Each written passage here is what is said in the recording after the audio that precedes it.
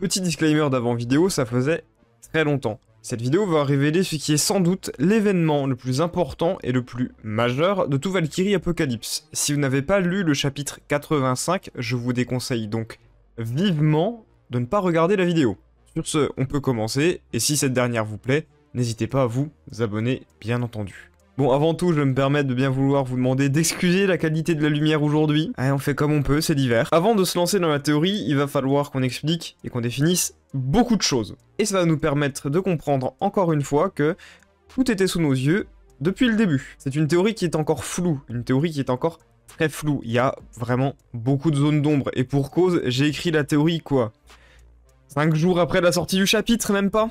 Plus qu'une grande théorie, comme j'ai l'habitude d'en faire, il va s'agir de plusieurs pistes de réflexion. Des trucs qui peuvent arriver, des trucs qui arriveront potentiellement, ou en tout cas quelque chose qui me paraît plausible. Il n'est pas question du futur des combats, il n'est pas question du futur du Ragnarok en lui-même, ça serait beaucoup trop pointilleux. Là on va s'intéresser sur un autre sujet bien plus précis. Parce que le Ragnarok, il semble bien secondaire par rapport à ce qui nous attend pour la suite du manga. À mes yeux, et c'est à partir de là où tout va commencer pour de bon, le manga il prend une nouvelle tournure à partir du 6ème round. Le combat de Bouddha, la trahison de ce dernier envers les dieux, mais surtout, son combat a une position très importante. C'est le 6ème sur les 13, c'est à peu près la moitié du tournoi.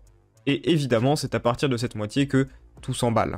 Elam, qui nous était alors annoncé depuis la fresque du chapitre 31, nous est introduite pour de bon, ainsi qu'un personnage qui sera majeur pour la suite du récit, Belzébuth. Car si on savait depuis un certain temps que Odin préparait et cachait quelque chose, le premier dieu à le comprendre et à l'apprendre, c'est Belzébuth lors du chapitre 54. Alors oui, vous allez voir beaucoup de chapitres qui vont être cités, mais c'est très important, c'est pour vous faire comprendre à quel point c'est un travail d'une grande échelle en fait. C'est pour que vous compreniez à quel point les auteurs, ils savaient tout ça depuis le début du manga presque. Et surtout, ça vous permet de mieux saisir la chronologie des événements, ce qui va aussi pas mal servir. Ensuite, on enchaîne le tout. Chapitre 55, introduction du Bifrost, le Joker de l'humanité, et surtout le concept des dieux dirigeants. Concept qui va être plutôt important pour la suite. Et à partir de là, je vais devoir faire un schéma pour que vous puissiez comprendre et visualiser les choses. Nous avons 4 mondes dans Valkyrie Apocalypse. Le monde du Valhalla, où sont les dieux et les morts. Le monde de Midgard, donc la terre des hommes. Le monde des enfers, où les criminels et autres monstres vivent, donc Helheim, et le dernier, le monde que tout le monde a oublié depuis le début du récit, alors que c'est littéralement le 2e voire 3e à nous être introduit, Niflheim. Là où les morts sans possibilité de sauvetage sont envoyés. Bon, ok, 4 mondes. Les combats sont tous au Valhalla depuis le début du manga, les seuls moments où on voit Midgard, c'est lors des flashbacks. Maintenant, on va faire une petite case à part au Valhalla, cette case, c'est celle des dieux dirigeants. On n'y mettra pas Hadès parce que ce dernier, même avec ce statut, il règne à Helheim. Chose importante, le 7ème combat nous apprend l'existence de la prison du Tartare, via le flashback d'Hadès au chapitre 62. On peut donc rajouter le Tartare dans une sous-zone de Helheim. Bon là vous avez l'état du manga vers le chapitre 60 environ. Il n'y a pas de problème, on a 4 mondes, on sait à peu près qui est où. Donc bon là-dessus pas de surprise. Et on connaît aussi également à peu près la place de chacun des personnages. Mais il y a un boom qui va apparaître, et ce boom c'est pas des moindres, parce qu'au chapitre 65, Bouddha demande à Kintoki d'aller chercher Siegfried, le tueur de dragons. Bon, Siegfried, à force, vous connaissez la chaîne, c'est l'époux de Brunhild, c'est lui qui a tué le dragon, qui est devenu immortel, c'est un héros, blablabla, tout ça, vous le savez. Rappelons également que le titre tueur de dragons, c'est pas au pif. Si le manga le donne, c'est pas pour rien. On peut retourner à la suite, le combat de Belzébuth contre Tesla. J'ai été bête avec ce combat. À mes yeux, il est toujours pas vraiment bon, mais il y a quelque chose que j'ai réalisé que très récemment. Le combat, il est à l'image de Tesla. Il est tourné vers le futur. Le seul objectif de ce combat, c'est de faire avancer l'histoire. On va noter quelques détails importants. Lorsque Tesla est introduit, il y a un chiffre qui revient toujours dans ses tableaux et ses calculs. Le 1. Plus tard dans le combat, une de ces citations apparaît. Citation disant que l'humanité et qu'au final, tout n'est qu'un. Et à ce moment-là, les auteurs nous avaient donné le plus gros indice. Tout vient d'un seul point. Mais lequel?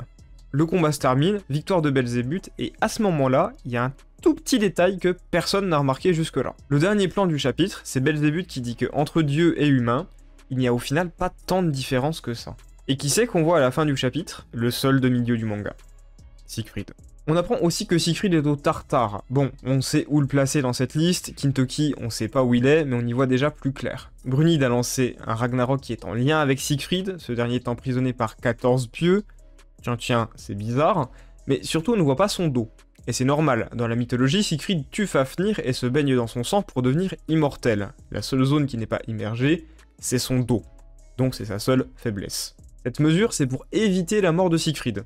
Donc s'il est protégé comme ça, c'est que Siegfried, il a une importance pour les dieux. Et je vais vous couper 5 minutes parce que je vous vois arriver avec vos commentaires. Si Siegfried, c'est le seul demi-dieu du manga, c'est le seul demi-dieu de statut. Pourquoi? Héraclès, il boit l'ambroisie. C'est ça qui le fait devenir un dieu. Il y a un sacre, mais il n'est pas né dieu. Bouddha, c'est la même chose. Il est né humain, il est devenu dieu par la suite. Et pour les Valkyries, Odin les a créés. Donc, il n'y a qu'un seul demi-dieu dans le manga, et c'est Siegfried. Vous comprenez de moins en moins, c'est normal, vous inquiétez pas, tout va venir, je suis encore en train de faire de l'exposition. Belzébuth croit en Tesla, et il a l'air d'avoir compris quelque chose grâce à lui. Siegfried est à Helheim, Brunhilde a lancé le Ragnarok sans doute en lien avec ça, Bouddha essaie de tout démêler, Odin cache quelque chose, Belzébuth fait ses recherches, Kintoki cherche Siegfried, et les âmes perdues vont à Niflheim. Puis, le chapitre 85. Bouddha questionne Odin et lui parle à nouveau d'un mythe que vous connaissez bien, celui de Fafnir. Bouddha appuie surtout que Fafnir c'est un dragon de feu.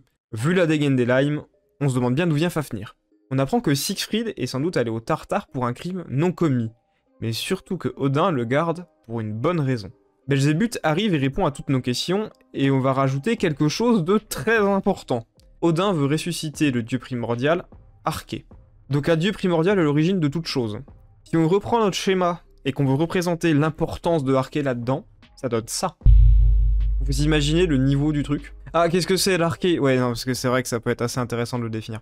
L'Arché, c'est un mythe grec, c'est un mythe de la philosophie grecque, c'est littéralement le mythe de la création de toute chose et de l'univers. C'est à peu près leur Big Bang à eux, quoi. Et donc, le dieu qui est en cause de ce Big Bang, c'est Chaos. Le truc, c'est que, voilà, c'est encore un petit indice des auteurs, parce que c'est qui utilise Chaos? C'est Belzébuth. Et Chaos, c'est une technique, donc Chaos n'existe probablement pas. Arché, par contre, il y a des chances que Arché soit un dieu. Arché, c'est l'origine de tout. Arché, c'est l'origine du pouvoir, Arché, c'est l'origine de la force, Arché, c'est l'origine du monde, mais surtout, Arché, il est mort dans le manga. Ok, maintenant vous allez comprendre absolument tout.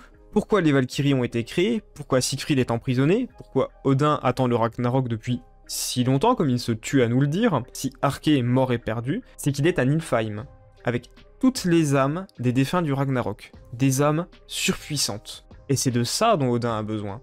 Cette force, cette puissance, 7 âmes au minimum.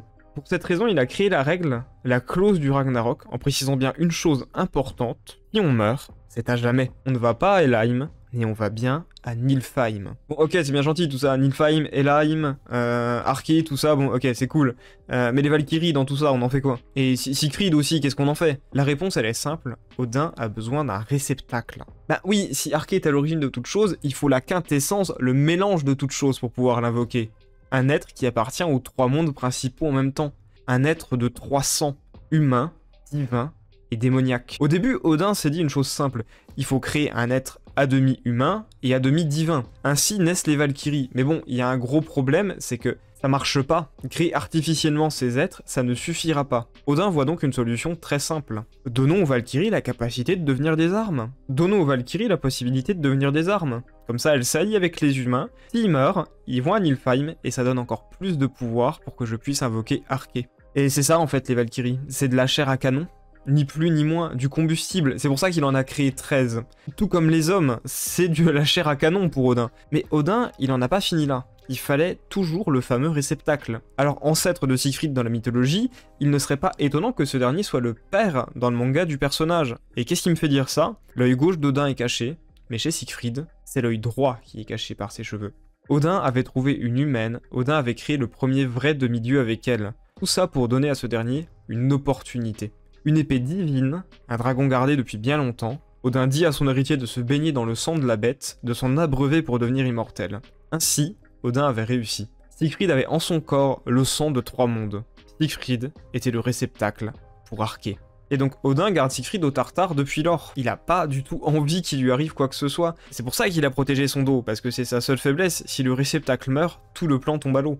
Et aussi, je pense que si on n'a pas le droit de parler à Siegfried, c'est parce que Siegfried, il sait, il est au courant de ce plan. Maintenant, la vraie grosse question sur cette théorie, c'est pourquoi Odin veut faire revenir Arché? Je sais pas. Non, mais c'est au stade où on en est dans l'histoire, On peut que faire des suppositions, on peut pas savoir. D'un côté, on peut dire que Odin voudrait sans doute renverser les dieux grecs et que le moyen le plus efficace de renverser les dieux grecs, bah, c'est de littéralement invoquer leur créateur. Bon, c'est un peu débile parce que bah, vous savez ce qui se passe quand on invoque quelque chose de surpuissant dans une œuvre. Ça se retourne assez souvent contre nous quand même, donc il y a de fortes chances qu'Odin y laisse la vie. Je pense pas que ça soit aussi simple et bête que ça. L'autre possibilité, c'est que Siegfried sert de réceptacle et que Odin absorbe la puissance d'Arché pour devenir quasiment immortel, le maître et le roi de toute chose. C'est cliché, mais ça peut marcher. Et des suppositions, il y en a encore plein. Moi, je vais pas en faire plus, c'est pas vraiment ce qui m'intéresse dans cette vidéo. Ce qui m'importe, c'est que là, je pense que vous avez remarqué, Belzébuth et Bouddha, ils vont sans doute s'allier, et je pense que les anciens combattants du Ragnarok vont enfin avoir une vraie utilité. Il va très vite falloir chercher la clé de tout ça. Il va très vite falloir sauver Siegfried. Je ne peux pas vous dire quels seront les prochains combats et ce que ça va donner, mais je peux vous dire que le manga va très clairement être retourné incessamment sous peu. C'était Béléus, et je vous dis salut à tous.